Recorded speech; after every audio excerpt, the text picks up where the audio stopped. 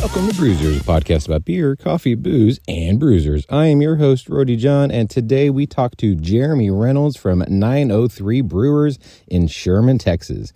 We talk all about how they got started, to expanding, and to bringing in food. I love this conversation so much because 903 has been one of my favorite breweries for so long, and I just never drove up to Sherman, Texas, because if you live in the Metroplex, you know how far away Sherman is. But we get into that in the interview, and, there was no other place in the Metroplex he was going to open up. So we'll get to Jeremy in just a second, but make sure to sign up for our newsletter. It comes out twice a week. You get even more information about our guest. You get fun facts, and you get to know even more about what's happening with your favorite podcast. It's all about beer, coffee, booze, and bruisers. So without further ado, here is Jeremy Reynolds from 903 Brewers.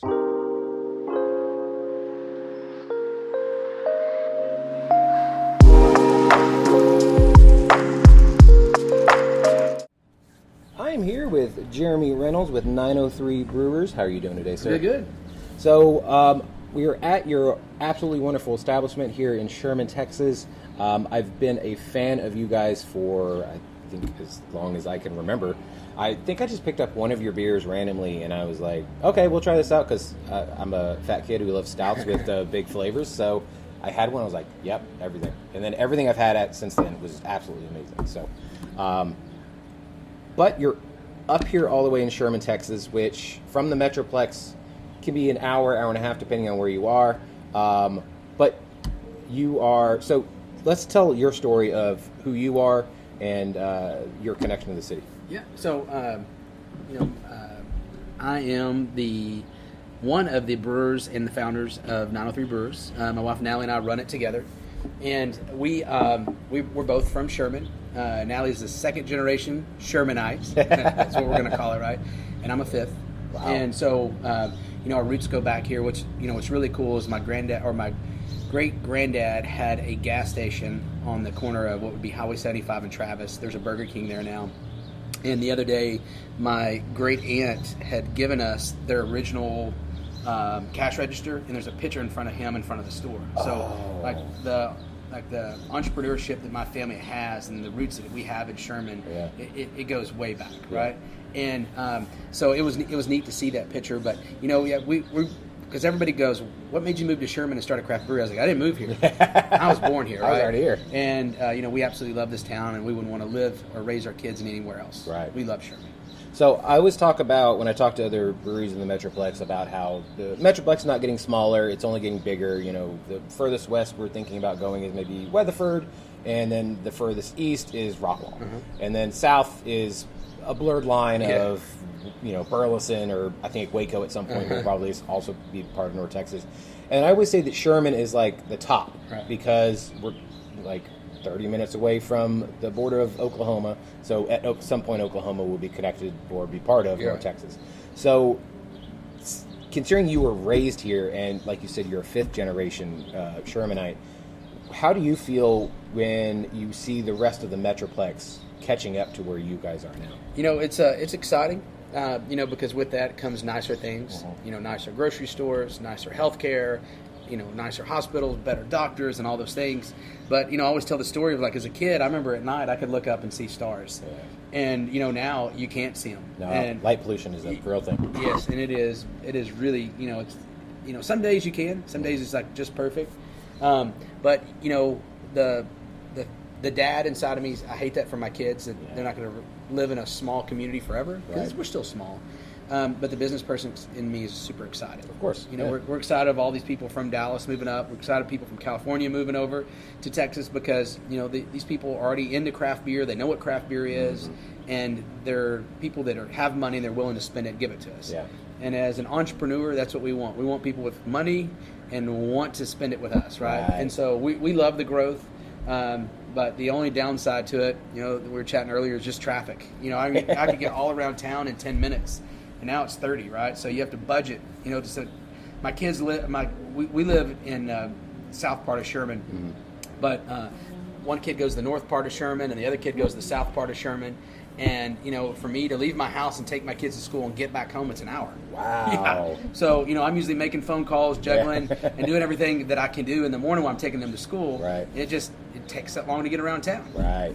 And so that's the only downside of growth is traffic. The traffic. I hate traffic. I hate it. Same. I hate it. That's why I'll never live in like Austin or Houston for sure, because Houston's the worst, right? Houston's awful. Yeah. It took me an hour to get through Houston to go to Galveston. I was like, I'm out of here. Well, that's the reason why, I tell everybody, I'm like, they're like, how do I get to the brewery? I'm like, put it in Waze. And if you don't have the Waze app, get it. Get the Waze app. And if I ever meet the person that designed the Waze app, I'm going to give them a big old hug, and they would never have to pay for beer here, right? That has saved me so much time, and actually saved me a lot of tickets, because it was like, police officer ahead. Yep. And so, or a hidden cop ahead. Yeah. And so, I love that app. Yeah, so I use it all the time. My girlfriend's like, "Why do you use that app?" I'm like, because it tells me everything, and it has every address in there that Google Maps and Apple Maps doesn't even have. Well, funny story is talking about that app is during COVID, and I was stuck at home with my kids. I was like bored out of my mind, so I actually went in and recorded my voice as everything on that app. So I went through everything and I put in my voice.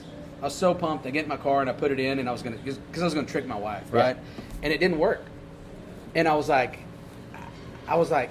this sucks. Like, I just spent all this time putting it in there, and it wasn't even working.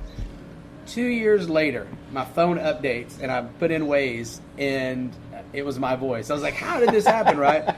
And the funny thing is whenever, because again, I hate traffic, and when you come up on it, there's a wreck, and it slows everything down. So instead of putting crash ahead, because I read everything, I put my own verbiage in there, and I said, dumbasses crashed. And it's so funny to this day. It's like, you come up on a wreck, and it's like, dumbasses crashed, right? So my kid saw the wreck, and he was like, dumbasses crashed. I'm like, oh, you can't say that. No, sorry. That's a no-no word, right? But it was just one of those things. It's pretty funny. That's hilarious. But I love Waze. But yeah, 2 years later, it started working. Yeah. Yeah, my buddy actually sent me pictures from an event that we were both at in December. Well, he said he did. I never got him. And then last week, he said his phone updated, and then all of a sudden I got these pictures. I was like, why am I just now? He's like, oh, like everybody had gotten whatever because the phone had just updated. So what is your earliest memory of beer? So earliest memory is, being like 15, 16 years old, and me and my buddies stealing beer out of the beer fridge of their dad's house. And I think it was Coors Light. And, like we were chatting about it earlier, is like, I remember drinking that beer and thinking, man, it's too bitter. Right. And drinking the whole beer, and man, like I think I'm drunk, right? Because you never had that buzz feeling before.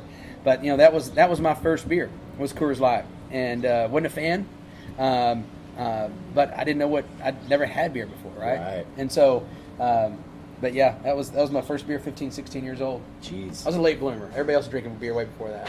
I'd had taste of beer, so my mom drank Budweiser, and I was like, if this is beer, I'm good. No, thank you. I think it was later. It was probably Michelob, because, one of those things like, oh, we're going to go steal it from the store, and we'll drink it. And it's fine, whatever. But not good.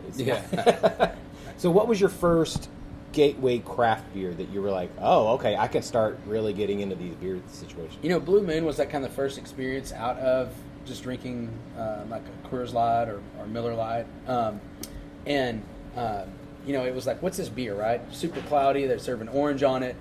It's kind of fills you up. Yeah. And then, from that time, I moved on, and I really fell in love with Mexican lagers. Yeah. And, that's, we have a beer called Cerveza Por Favor, which is fantastic. It's a 4% Mexican lager. It's a perfect beer for anybody looking to get into craft beer. They're maybe a little intimidated. But then, from then I just grew. My palate changed, and my palate still changes from things I like to drink, things I don't like to drink, and we see that with our customers too, right? Because I thought I was weird at first. I was like, man, I used to really love this style, and I'm like, I don't even want it anymore. It's burnt out. Yeah. And then I'll go back to that 2 years later. But yeah, that's the beauty of beers. There's so much of it out there, and it's always changing. It's so true. Mm-hmm. Now, how did you finally take your love for the craft beer and then go into making it yourself, and then obviously where we are now, creating your own brewery? So, we had a little connection with Rar and Sons. My wife went to church with one of the brewers at the time's wife. They grew up together. Nice. And so we were in Fort Worth. We went and visited Rar and Sons, and I fell in love with Rar and Sons beer. And Austin was giving us a tour, and I was like, "What are these guys doing in the corner?" And he goes, "Oh, they're homebrewers. There's a local homebrew club, and we allow them to come and brew beer sometimes." I was like, "Wait a minute, you can brew beer at home?" And he's like, "Yeah." He's like, "There's a new homebrew store called Stubby's Texas Brewing, in Haltom City, I think that's where it's at." I think it was, yeah. And I immediately went there, bought $300 worth of homebrew equipment, and just got hooked. My wife and I did it together. We loved it. Yeah. We loved making it. The hardest part is like you brew it, and it takes 3 to 4 weeks before you could drink it, right? And then you had to wait and let it carb. Yeah. And so we just kept making beer because it was like, if it's going to be 4 to 6 weeks before it's ready, let's just make it. Right. And we just fell in love with it, and we thought, man, we should open a brewery, right? and the rest is history. Yeah. So you have this dream of wanting a brewery, having it in your hometown where you live, and then it becomes a reality, and then you have to do with the day-to-day business stuff and dealing with vendors and distributors and all that stuff. So when the dream becomes your passion and your passion becomes your actual job, how do you then continue to build? And what, obviously you're continuing to move the goalpost, because your first goalpost was opening a brewery, and then it's selling however many cases, and then it's whatever. How do you personally try to like fit it all in, and do you still take the time to appreciate the small victories, because the small victories become giant victories later? Yeah. So we started with $30,000, right. No investors, and I would not recommend doing it the way that we do it. And I say that, and we give tours, and people go, "What worked for you?" And I'm like, "Yeah, but it was really hard." And I tell our story is the first year was really rough because we were brewing 55 gallons at a time, which is basically, it's 3 kegs, 3 full-size kegs. And and when you're selling a pint in your tap room for $5, you got to sell a lot to pay bills, right? So we literally sold everything that we own, our house, our cars. Wow. And we moved in. My in-laws had a little loft above their house. We moved in there. Yeah. And we were at that point. I was in my early 30s. My wife was in her late 20s, and we were like, if we're going to change and do something stupid, this is the time to do something stupid, right? And people were like, well, why didn't you just raise a bunch of money and get investors, or why don't you just go out and get a big loan? Well, the thing is it's hard to get investors on a dream. True. It's hard to borrow money to a bank on a dream, especially whenever craft beer 10 years ago there wasn't a market for it. Nobody knew it, especially in Sherman. Yeah. And so we started super small, and I tell everybody now, we brew more beer every day by 3 o'clock than we did our first 2 years in business. Damn. But we brewed so little beer. Right. And but it's neat to see from where it started to where we're at. Yeah. But also, it's so funny. When I was 10 years ago, like today, 10 years ago, I'd be sitting out here dreaming of being where I'm at today. Right. Everything I wanted, I got. Yeah. But what's crazy is I miss those days of being really small, right? And because now, we were the hunters. Yes. Going after and trying to take everybody out. Right. Now we're a bigger brewery, and now we're the hunted. These smaller breweries want to take us out. You're the prey. And so and I don't have that energy in me anymore to go out and fight and want to take on the world. I'm in my mid-40s. I got 2 kids, but we still got. Even though I say we're the hunt, being the hunted, it's just because we're not the new guy. Mm-hmm. When I walk into a room, I'm not the youngest guy in the room no more. I'm the oldest. And so with that is like, I got to set bigger goals. So in 10 years, like, where am I going to be? Yes. But always, a quote Biggie is like, more money, more problems. So the bigger you are, the bigger your problems are going to be. Yep. And so at what point do you not want those, right? Yeah. And, having over 50 employees, this comes with a lot of headaches. Yeah. And, when you, as big as we are, equipment goes down. Well, when we were really small, and I'm not trying to give a bad story, but it's just it's neat to see where we come from, and I dreamed about being where I'm at, but I'm thinking about from, our first year anniversary is like how cool that was, and what we accomplished with what little things, right? So I know I'm kind of making circles here, but it's neat to see where we started to where we're at, but to really start thinking about where we're going to be in the next 10 years. Yeah, that's awesome.